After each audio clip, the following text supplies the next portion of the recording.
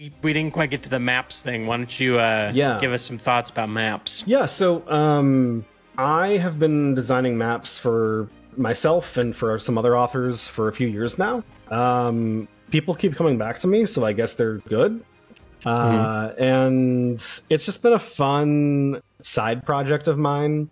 I've delved into just learning about map design as well as like some basic geology and climate and biogeography and like these different sciences that end up mattering a lot to a setting.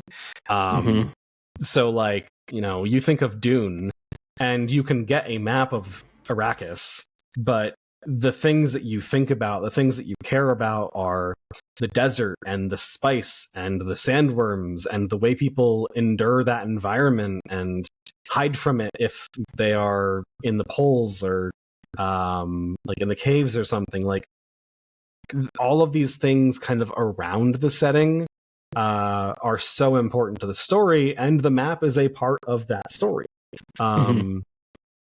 Ideally. So that is kind of my general perspective of it, is like you can have a map that just pinpoints the locations that your characters go to and kind of leave it at that.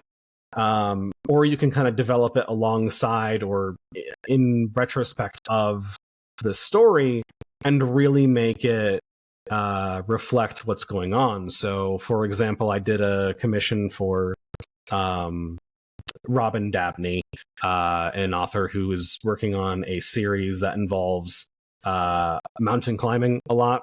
And so one of the big things that she wanted to talk about was we really wanted to make the mountains a big part of the map. And so I hand drew all of those mountains and really like emphasized the really important ones. Tried to, it was a little more exaggerated because of that. Similarly, I worked with B.H. Pierce on a map of this lake, which he had described as having these areas which, like, the land would like shift over time.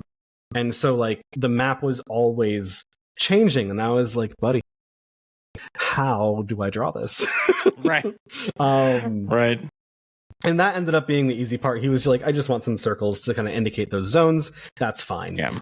Like the really fun part for me ended up being this was all based on a setting that was like kind of based on sort of the 18th century, sort of as like America was first being discovered, like that kind of expedition sort of focused period.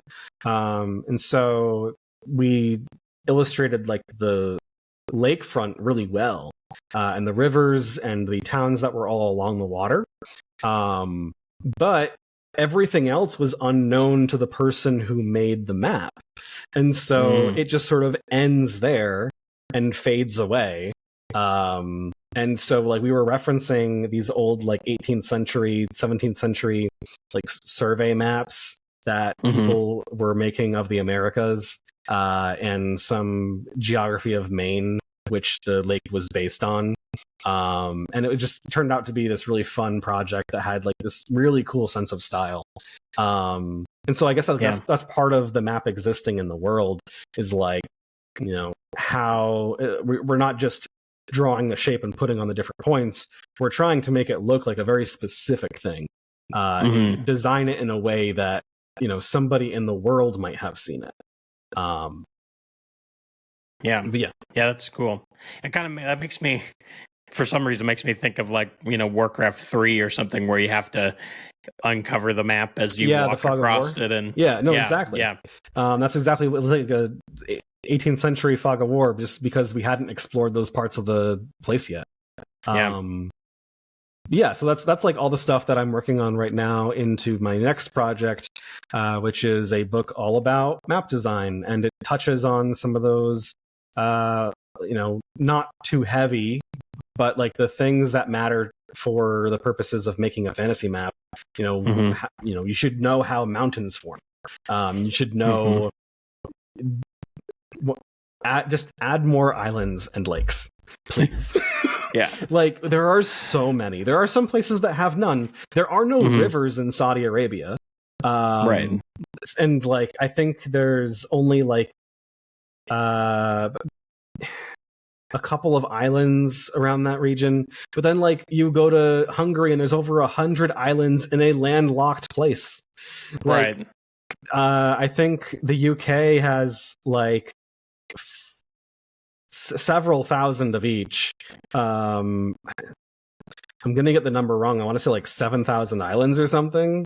I don't know. Someone's gonna correct me in the comments. It's gonna be great engagement for you. Perfect.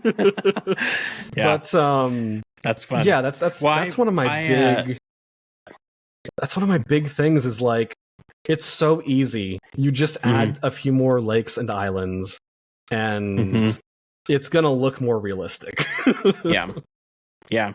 That's what one of the things that I've always loved about fantasy, that's why I gravitate towards it, is the world building and the map feel like on just another character. Like they're just a part of the, the whole, like, I think Brandon Sanderson does this super well, like especially with Stormlight Archive, where it's like literally the planet and the land and the map are informing the story, and so that, I think he just integrates that so well, and that's one of my favorite things about fantasy stuff. Yeah, for sure. And it's like, it's not a necessary thing by any means, but it's one of those things, like, if you're gonna do it, there's no right way, but it's good to have some level of knowledge about how maps work, even to, like, the point of choosing the right one. Like, if you're writing a pirate adventure, you should have a nautical map. Like, don't get a regular map of, like, the land. Get one that's going to be good for the people who are sailing, or, like, and also considering, like, in sci-fi, maps are totally different. They're 3 dimensions, because you have to, like, if you're going through space, then that is an entirely different kind of thing you have to consider. So, like, little things like that, I think, are just so important to helping make the entire experience feel a little bit more whole.